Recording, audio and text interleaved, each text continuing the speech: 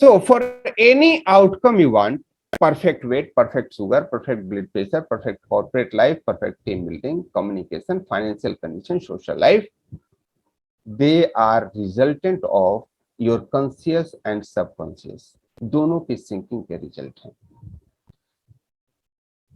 हम एनएलपी के पैटर्न द्वारा इसी चीज को समझेंगे आगे डिटेल में।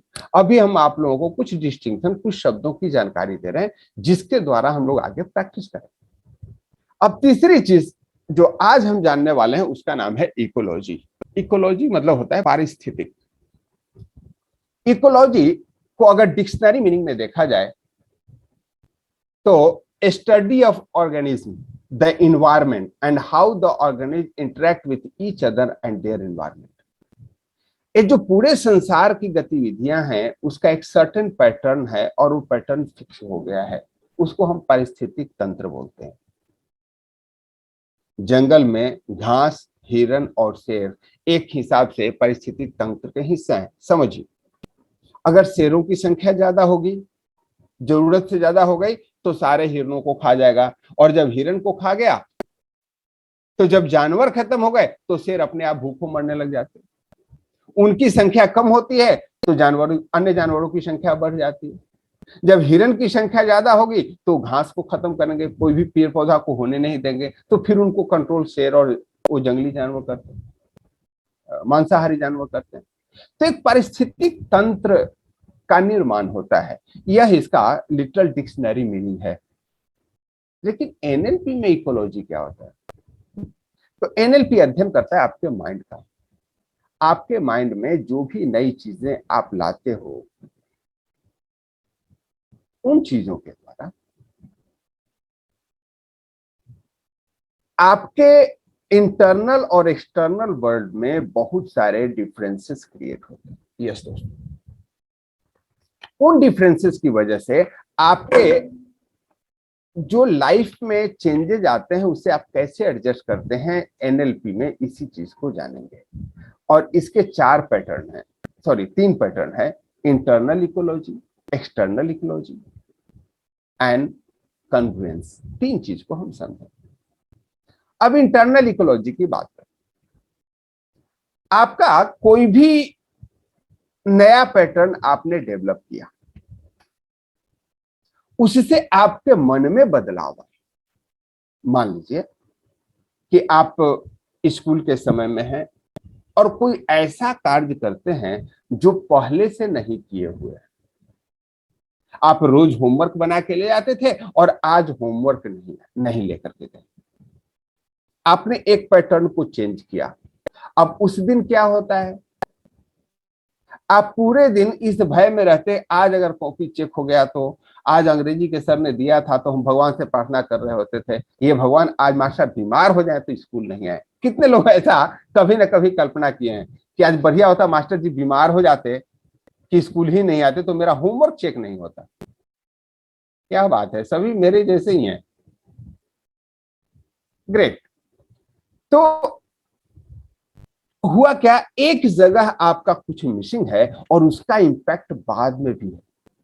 कभी आप जल्दी से ट्रेन में चढ़ गए और ट्रेन में आपने क्या किया, टिकट नहीं ले पाए, जल्दी थी। अब तो समोसा वाला भी आता है तो आपको टीटी नजर आता है। जब भी किसी आवाज होती है, कोई काला ड्रेस में दिख गया तो लगता है कि टीटी आ रहा है और यू गेट टेंस्ड। तो ये इंटरनल चेंजेस हो गए आपके अंदर। आपने महसूस कुछ किया, कुछ एक पैटर्न किया जो नॉर्मल नहीं था। तो क्या करते हैं, आप हमेशा कोशिश करते हैं कि ऐसी परिस्थितियों में न पड़े। अब एक और चीज लेते हैं उदाहरण। अब उस पैटर्न से एक दूसरा चीज लेते हैं, एक्सटर्नल इकोलॉजी। जब आपका इंटरनल चेंज होता है ना तो आपका एक्सटर्नल पे भी प्रभाव पड़ता है। मान लीजिए कि आपने स्मोकिंग शुरू कर दी, एक नया पैटर्न डेवलप किया, तो इंटरनल में क्या क्या आपके चेंजेस लाता है। आपके हेल्थ में दिक्कत होगा, आपका मन प्रसन्न रहने लगेगा। यस, सिगरेट जो पीते हैं कुछ ना कुछ प्रसन्नता मिलती है, लेकिन इससे आपके जो इमेज है सर आपके परिवेश में, उस पर काफी फर्क पड़ता है। गांव में तो सिगरेट हम लोग बुजुर्गों को छुपा के देखते हैं, लोग जिनको पीना होता है बुजुर्गों से छुपा के पीता है, अपने बच्चों से छुपा के पीता है, पत्नी से डांट सुनते रहता है। तो आपका जो एक्सटर्नल रिलेशनशिप है समाज का, वह भी चेंज हो रहा है। तो जो भी कार्य करते हो आप, अच्छा करते हो बुरा करते हो, कुछ भी आप अपने स्वरूप में बदलाव करते हैं, पैटर्न में बदलाव करते हैं, उसका इम्पैक्ट आता है। अब एक एग्जाम्पल है, पेंसिलिन की खोज हुई थी एक एंटीबायोटिक के रूप में, और अगर सबसे पहला नॉन एंटीबायोटिक है तो फ्लेमिंग ने पेंसिलिन की खोज की। लेकिन उस पेंसिलिन के खोज के बाद ये देखा गया कि जब वह रिएक्ट करता है तो उसका कोई उपाय नहीं। एक बार रिएक्शन हो गया उसका तो पेशेंट मर जाया करते। तो बनाया गया था बहुत अच्छी चीज के लिए, लेकिन बाद में उसको बैन कर दिया गया, because that was not congruence with the patients या द इम्पैक्ट द रिजल्ट।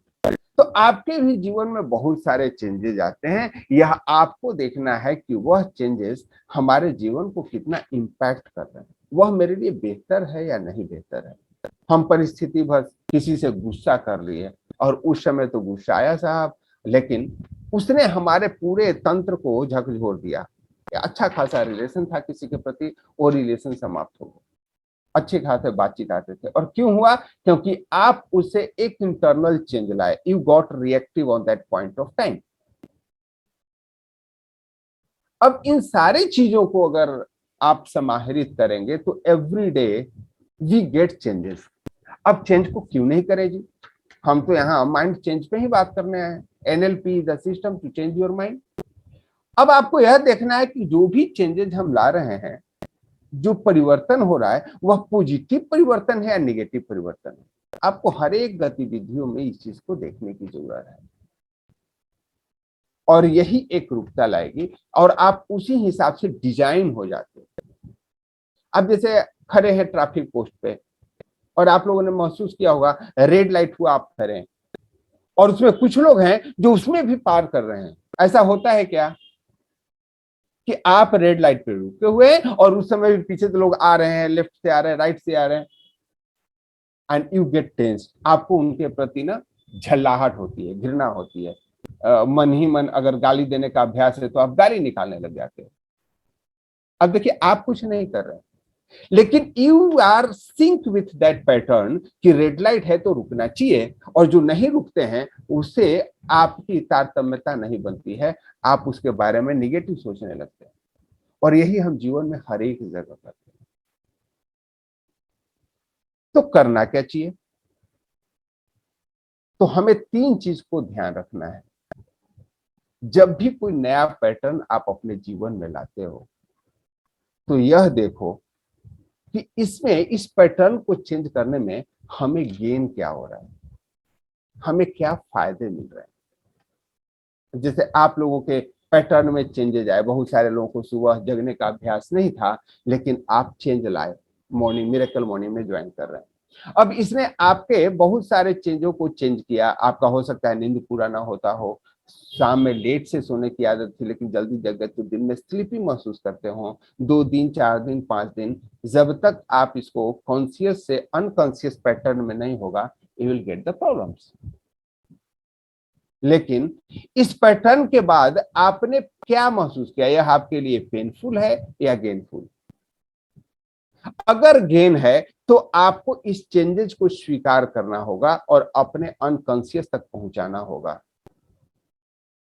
अगर यह गेन नहीं है आपके लिए, आपको उससे ज्यादा नुकसान हो रहा है जितना लाभ होता, तो आप क्या करेंगे? आप इसको छोड़ देंगे। और इसी को कॉन्ग्रुएंस या इनकॉन्ग्रुएंस बोलते हैं। कॉन्ग्रुएंस ये हमारे अनुरूप है, इनकॉन्ग्रुएंस ये हमारे अनुरूप नहीं है। तो first, what is gain for me? Second, what is pain for me? अगर आप कोई भी सिस्टम में बदलाव करते हैं तो यह आपके लिए कितना पेनफुल है, कितना दिक्कत होने वाला है, और आप दोनों की तुलना करते हैं, पेन वर्सेस गेन। अब कुछ पैटर्न आप ऐसे करते हो कि न पेन है न गेन है, यू वेस्ट योर टाइम। जैसे एक व्यक्ति का एक हाथ कट गया, अब दाहिना कट गया साहब। अब डॉक्टर ने सलाह दिया कि एक हाथ की जरूरत है, तो आप सलाह देंगे क्या कि ठीक है बाएं वाले काट को दाएं में लगा दो? मान लीजिए डॉक्टर एक्सपर्ट है, लगा सकता है? नो, बिकॉज उसमें ना पेन है ना गेन है, लेकिन वेस्टेज ऑफ टाइम तो है, वेस्टेज ऑफ एनर्जी तो है। हम बहुत सारे चीज करते हैं। किसी को सिगरेट छुड़ाना है तो उसको बोलते हैं ना सिगरेट की जगह पे बीड़ी पीना शुरू करो। अब ना इसमें पेन है ना गेन है। तो बहुत सारे आप जीवन के पैटर्न को देखेंगे कि हम उसी में उलझे हुए हैं। and these all are part of ecology. So NLP में इकोलॉजी के कुछ चेंजेस हम चेक करते हैं। Are the changes we are making congruent with you, your environment and others? हमेशा अलर्ट रहिए। कोई भी आप अपने बिहेव में चेंज लाते हैं, कोई अपने चीजों में चेंज लाते हैं, एनएलपी कहता है कि महान सक्सेस लोग जितने भी होते हैं वे उसको कॉन्ग्रुएंट चेक करते हैं। अब एक छोटा सा एग्जांपल लेता हूं। मेरे रिश्तेदार में एक लड़का है और उसने अंतरजातीय विवाह किया।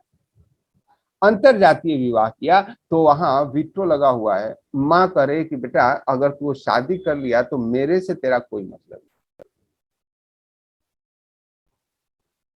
अब लड़के के पास समस्या है। वो एक गाना है ना, अकेला जियरा मन केकर केकर राखूं। अगर प्रेमिका को अपनाता है तो माँ परिवार छूट रहा है, और परिवार को खुश करता है तो प्रेमिका छूट रही है। अब आपको देखना है कि what is important for you. Are the changes we are making congruent with you, your environment and others? आपके सोशल पैटर्न से। और यह जो ऊहापोह है, मैं किस लिए बता रहा हूं, इसका बहुत ही उपयोगिता है। हम लोग इसको आने वाले सेशन में बड़ा विस्तार से डिस्कस करने वाले हैं। Get into an objective state and see yourself. कोई भी चीज को आप एडॉप्ट करने के पहले उसके क्या ऑब्जेक्टिव्स मिलने वाले हैं, क्या चीज आपको पाने वाला है, उसको पहुंचिए और उसको ऑब्जर्व कीजिए। आज proper question to pattern NLP ecology check, कि मैं जो पैटर्न में बदलाव कर रहा हूं इससे क्या क्या नतीजे निकल सकते हैं। सफल लोग कोई भी कार्य इसलिए नहीं कर लेते कि वो फीलिंग में बढ़ गए, भावनाओं में बढ़ गए, वे हर एक चीज को तौलते हैं। Give this thought a time. कोई भी कार्य करने के पहले आपको उस पर विचार करना पड़ेगा। एवेल्युएट। अब ये जो चार चीजें हैं, इन पैटर्न को जब आप देखते हो, your evaluation, thought, proper questioning, तब जो डिसीजन होता है वही डिसीजन आपको सफल व्यक्ति बनाता है।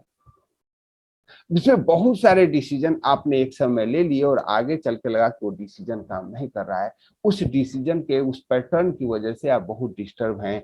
एनएलपी उसको भी सही करने के लिए काम करता है। तो अगर आपके पास पेन पेपर है तो you can write down, ecology in NLP is the study of the consequences or result or impact of any change that occurs on wider system, useful to look at the making any change। Hindi में अगर सुने तो ecology NLP के अंदर उन consequences, result, परिणाम का अध्ययन है जो आप अपने पैटर्न में कुछ भी चेंज लाते हैं। जब भी कोई चेंज आपके जीवन में आता है उसका कुछ सर्टेन रिजल्ट होता है, उस रिजल्ट को अध्ययन करना है। यस लेडीज एंड जेंटलमैन, एक एक डिस्टिंक्शन को आप लोगों को इकोलॉजी के बारे में ध्यान रखना है, क्योंकि हम इस पैटर्न पे आने वाले दिनों में बात करेंगे जब हम लोग प्रैक्टिस करेंगे तब। Thank you so much and great day.